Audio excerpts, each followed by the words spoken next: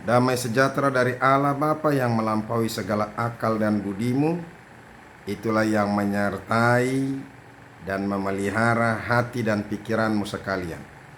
Di dalam nama Yesus Kristus Tuhan kita. Amin. Shalom Bapak Ibu Saudara-saudaraku yang dikasihi Yesus Kristus. Selamat bertemu kembali dalam sapaan firman Tuhan buat kita hari ini. Sungguh sukacita karena kita bisa mengawali minggu ini dengan firman Tuhan.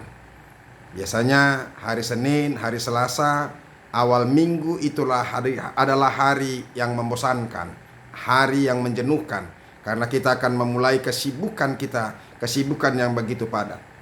Tetapi orang-orang yang bersama dengan Tuhan tidak peduli seberapa beratnya pekerjaannya, seberapa sibuknya dia, tetapi apabila dia bersama-sama dengan Tuhan, maka hari-hari itu menjadi hari-hari yang menyenangkan. Karena kita tahu Tuhan selalu memberkati kita. Amin. Firman Tuhan yang menjadi renungan bagi kita hari ini yaitu yang terambil dari Matius pasal yang ke-7 ayat yang ke-7. Dikatakan demikian, mintalah maka akan diberikan kepadamu, carilah maka kamu akan mendapat, ketoklah maka pintu akan dibukakan bagimu. Demikianlah firman Tuhan. Bapak Ibu Saudara-saudaraku yang dikasihi Yesus Kristus, firman Tuhan bagi kita hari ini adalah firman Tuhan yang cukup terkenal. Ini berbicara soal apa? Soal bagaimana kita berdoa. Maka judulnya adalah hal pengabulan doa. Bagaimanakah kita, orang-orang yang percaya, harusnya berdoa? Dan apa yang kita lakukan dalam setiap doa-doa kita? Dan apa yang harus wajib dilakukan oleh orang-orang yang percaya ini? Melalui firman ini mau ditegaskan kepada kita. Kalau kita boleh lihat dari 3 kata di situ, dikatakan carilah, baru dia katakan ketoklah, baru dia katakan mintalah. Mintalah, carilah, ketoklah. Saudara-saudara, ketiganya itu adalah kata kerja. Ya. Atau adalah berbentuk kata perintah. Sekalipun mungkin kata perintah itu dikatakan dengan halus, tetapi itu tetaplah kata perintah yang harus dan wajib atau mutlak dilakukan oleh orang percaya. Artinya, bagi orang-orang percaya berdoa itu bukan hanya sekedar hal yang biasa atau menjadi pilihan bagi kita, tidak. Buat orang Kristen berdoa itu merupakan suatu kemutlakan atau kewajiban. Ini harus kita sadari dulu dalam hidup orang percaya. Ya.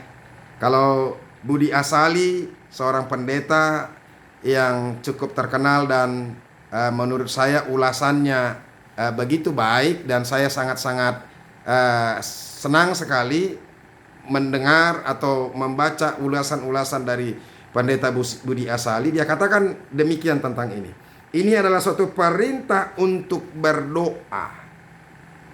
Doa bukan sekedar sesuatu yang diizinkan, tetapi merupakan sesuatu yang diperintahkan. Karena itu, tidak berdoa buat orang percaya adalah berdosa. Jadi, saya mau katakan kepada kita, hati-hati bahwa ketika kita tidak berdoa, maka itu berarti kita berdosa. Karena ini adalah perintah dari Tuhan. Mintalah, carilah, dan ketoklah. 3 kata perintah atau imperatif. Kita tidak boleh memilih. Tuhan tidak memberikan pilihan kepada kita untuk melakukan sesuatu, apalagi di dalam doa, tapi Tuhan perintahkan kita supaya kita boleh berdoa. Itu.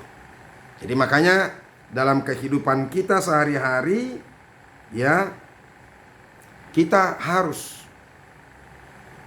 meminta, mencari, dan mengetuk dalam kehidupan ini. Artinya kita terus harus berdoa kepada Tuhan.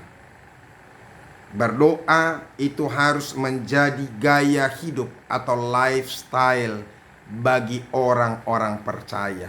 Menjadi satu kebiasaan, pola hidup dalam hidup orang Kristen. Itulah doa. Ya, Bapak Ibu Saudara-saudara, bagaimana dengan kita? Ini yang harus kita terapkan dalam hidup kita. Apakah kita masih terus berdoa? Apakah kadang-kadang kita malas berdoa? Jujur, karena lemah fisik, lelah fisik, begitu capek kegiatan, maka acap kali kita sering tidak berdoa. Dan hati-hati, ketika kita tidak berdoa, maka disitulah iblis boleh masuk untuk apa?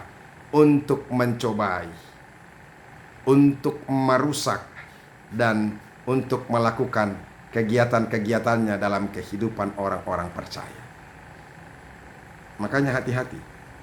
Disitulah kesempatan iblis untuk apa? Merusak banyak hal dalam kehidupan kita ketika kita tidak berdoa. Mari coba sekali lagi kita perhatikan. Mintalah, maka akan diberikan kepadamu. Carilah, maka kamu akan mendapat. Ketoklah, maka pintu akan dibukakan bagimu. Kalau kita lihat kembali ayat setelahnya, ayat 8, karena setiap orang yang meminta menerima, dan setiap orang yang mencari mendapat, dan setiap orang-orang yang mengetok, baginya pintu akan dibukakan. Saudara-saudara, apa artinya? Ketika kita memang betul-betul sungguh-sungguh melakukan apa yang diperintahkan Tuhan, meminta, mencari, mengetuk, maka semuanya akan diberikan kepada kita. Ketika kita meminta, maka kita akan mendapat. Ketika kita mencari, maka ketika kita meminta, maka kita akan menerima. Ketika kita mencari, maka kita akan mendapat. Dan ketika kita mengetok, maka pintu akan dibukakan bagi kita. Apa artinya? Artinya dengan kita melakukan dalam doa kita, percayalah bahwa Tuhan akan menjawab doa-doa kita. Itu yang pertama yang mau dikatakan oleh firman Tuhan. Tuhan akan menjawab setiap doa-doa kita. Sekalipun jawaban itu tetap juga harus punya isyarat satu saja. Hanya kehendak Tuhan saja yang jadi. Kalau kemuliaan Tuhan terjadi untuk permintaan kita, maka Tuhan akan mengabulkan. Tetapi kata ini mau mengingatkan kita, apalagi di ayat 8 tadi, karena setiap orang yang meminta menerima, dan setiap orang yang mencari mendapat, dan setiap orang yang mengetok baginya pintu dibukakan. Berarti setiap doa kita akan dijawab oleh Tuhan. Itu yang menarik untuk kita.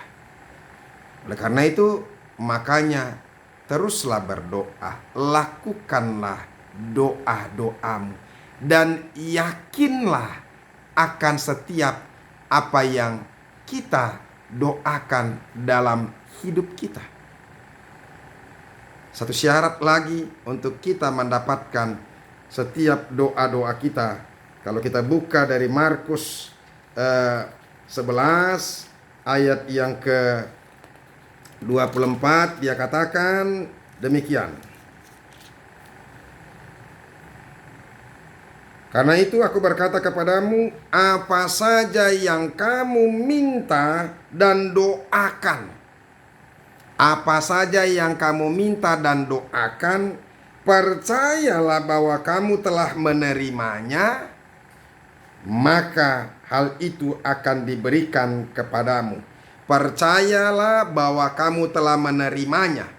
Jadi percaya dulu kita sudah menerimanya, maka kita akan mendapatkan dan hal-hal itu akan terjadi bagi kita. Itu juga satu syarat untuk kita. Oleh karena itu Bapak Ibu Saudara-saudara, mari dalam hidup kita berdoa. Teruslah berdoa. Jangan sampai berhenti dalam doa kita. Rasul Paulus mengingatkan kita saudara-saudara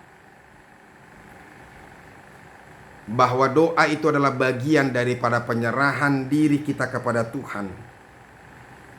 Oleh karena itu jangan pernah berhenti berdoa. Itu yang dikatakan oleh Rasul Paulus dalam 1 Tesalonika 5 ayat 17. Tetaplah berdoa. Never stop praying. Tetaplah berdoa supaya kita mendapatkan apa yang kita inginkan. Kita inginkan anak-anak kita diberkati, berdoalah kepada Tuhan dan berkati anak-anak kita. Ketika ekonomi kita akan dipulihkan, berdoalah kepada Tuhan, maka Tuhan akan membukakan jalan pemulihan bagi kita. Cari dulu Tuhan, percaya, kasihi dulu Tuhan. Kalau kita menjadikan Tuhan adalah segala-galanya dalam hidup kita, maka Tuhan akan memberikan hal-hal yang luar biasa terjadi dalam kehidupan kita. Oleh karena itu saudara-saudara, teruslah berdoa. Never stop praying. Semoga firman Tuhan ini semakin meneguhkan kita, memberikan keyakinan kepada kita. Untuk setiap doa-doa kita akan Tuhan jawab. Dan tidak akan pernah sia-sia sedikit pun apa yang kita doakan. Apalagi kalau kita doakan dengan sungguh-sungguh. Rasul Yakobus mengatakan dalam Yakobus 5 ayat 16. Doa orang benar dan dengan sungguh-sungguh hati, itu besar kuasanya. Doa orang benar. Yang pertama dikatakan orang itu harus benar dulu, baru dia berdoa. Dan dengan sungguh-sungguh hati. Artinya dengan kesungguhan dan ketulusan hati kita berdoa kepada Tuhan, maka Tuhan akan memberikan kuasa bagi setiap doa-doa kita. Tuhan memberkati kita. Amin, kita berdoa. Kami bersyukur kalau kami diingatkan untuk pengabulan doa kami.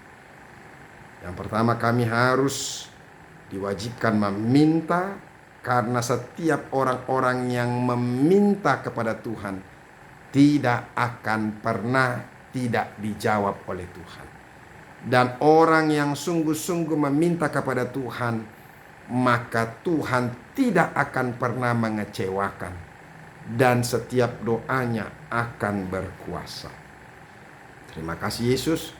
Dalam namamu kami berdoa dan mengucap syukur. Amin. Bapak Ibu Saudara-saudaraku, kita sudah mendengarkan firman Tuhan.